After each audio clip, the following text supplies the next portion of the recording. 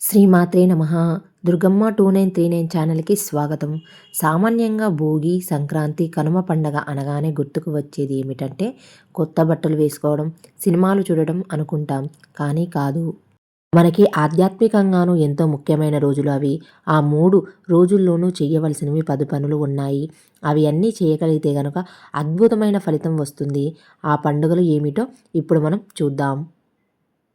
ముందుగా ఈ వీడియోకి ఒక లైక్ చేసి శ్రీ మాత్రే నమః అని కామెంట్ చేయండి.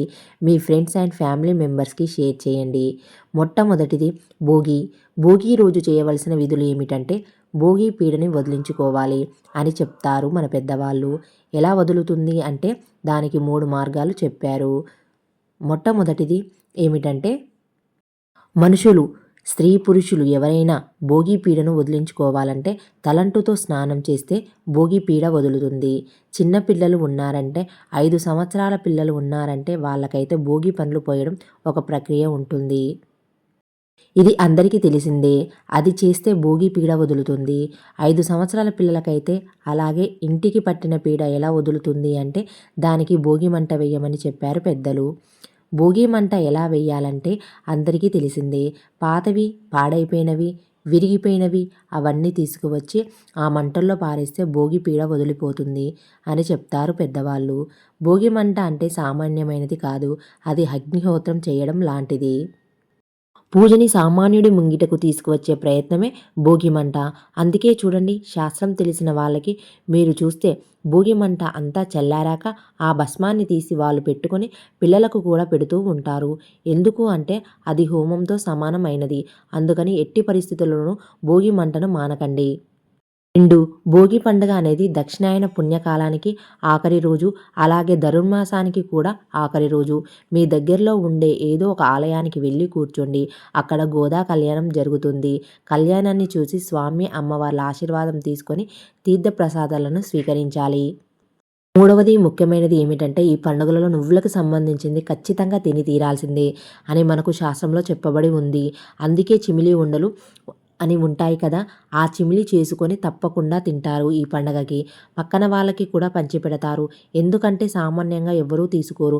నువ్వుల దానం అంటే ఎవరైనా భయపడిపోతారు. కానీ ఈ పండగల్లో అది ఒక సాంప్రదాయం కింద చేశారు. చాలా శుభప్రదం. చిమిలి చేసి తప్పకుండా తినండి. 4. ముగ్గులు పెట్టడంలో అందులో గొబ్బెమ్మలు పెట్టడం అది మన తెలుగువారికి చెప్పవలసిన విషయం కాదు. ముగ్గులు పెట్టడంలో తెలుగువారిని మించిన వారు ఇంకొకరు లేరు. అందుకని చక్కగా ముగ్గులు వేయండి. ఆ మధ్యలో గొబ్బెమ్మ అనేది భూమాతకు ప్రతీక. మనకి శ్రీ సూక్తంలో చూడండి, నిత్య పుష్టం కరిషిణీం అని ఒక మంత్రం ఉంటుంది. కరిషిణీం అంటే ఆవు పేడ.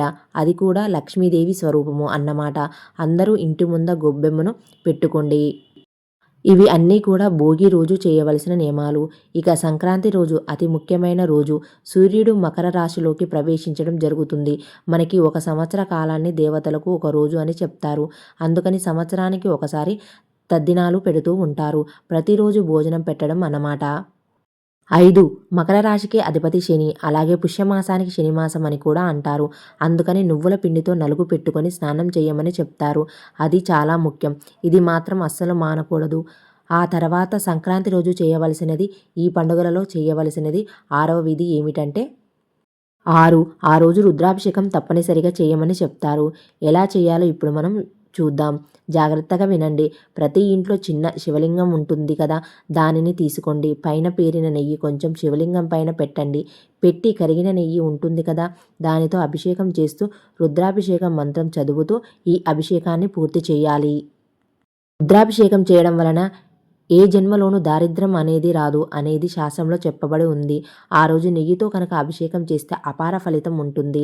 మకర సంక్రాంతి రోజు అందుకని ఒక 10 నిమిషాలు ఈ రుద్రాభిషేకానికి టైం కేటాయించి ప్రతి ఒక్కరూ కూడా ఈ రుద్రాభిషేకం చేసుకోవాలి.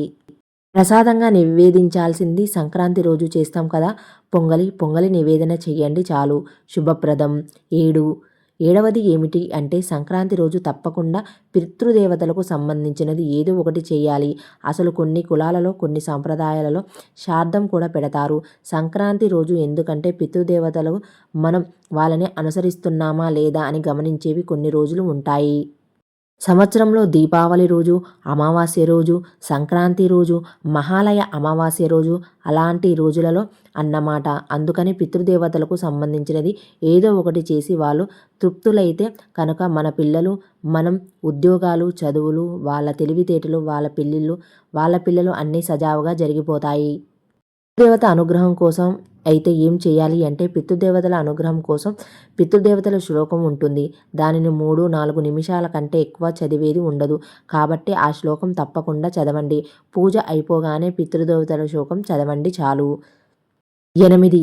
సంక్రాంతి రోజు పెరుగు దానం చేస్తే చాలా శుభప్రదం అని శాస్త్రంలో పురాణంలో చెప్పారు. అసలు ఒకవేళ సంతానం ఉన్నవాళ్ళు క్షేమం కోసం వాళ్ళ ఆయుష్, వాళ్ళ సంపద అన్నీ కూడా కలుగుతాయని చెప్తారు. ఇవి భోగి, సంక్రాంతి రోజు చేసేవి.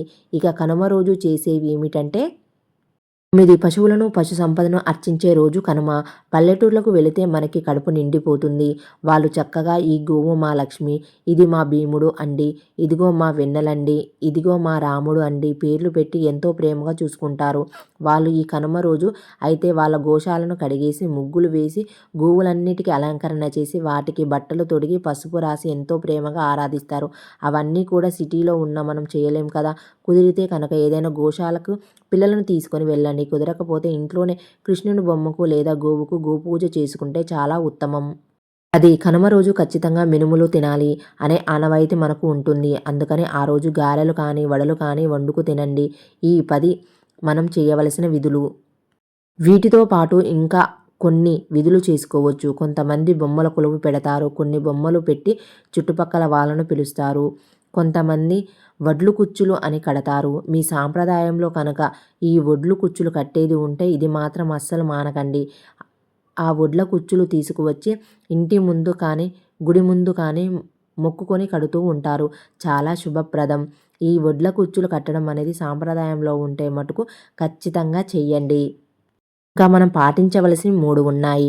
అవి ఏమిటంటే ఈ పండగ 3 రోజులు ఏ యాచకుడు వచ్చి అడిగినా సరే నాస్తి అనే పదం ఈ పండగ 3 రోజులు అస్సలు అనకూడదు. అందుకని ఏదో ఒకటి ఒక 10 రూపాయలు ఇచ్చి అయినా పంపించండి. కొంచెం బియ్యమైనా ఇచ్చి పంపియండి. ఏదో ఒకటి ఇవ్వండి తప్ప నాస్తి అని చెప్పకూడదు. 10 హరిదాసులు వచ్చారు అనుకోండి, వాళ్ళని గౌరవించండి. తెలుగుతనాన్ని పరిరక్షించండి. వాళ్ళు చక్కగా హరికీర్తనలు పాడుకుంటూ వస్తారు. నోరు నొప్పి పెట్టేలాగా హరినామ స్మరణను చేసుకుంటూ వస్తారు. కనుక వాళ్ళకి ఎంతో కొంత దానం రూపేణా లేక వస్తు రూపేణా ఎంతో కొంత ఇచ్చి వాళ్ళని పంపించండి.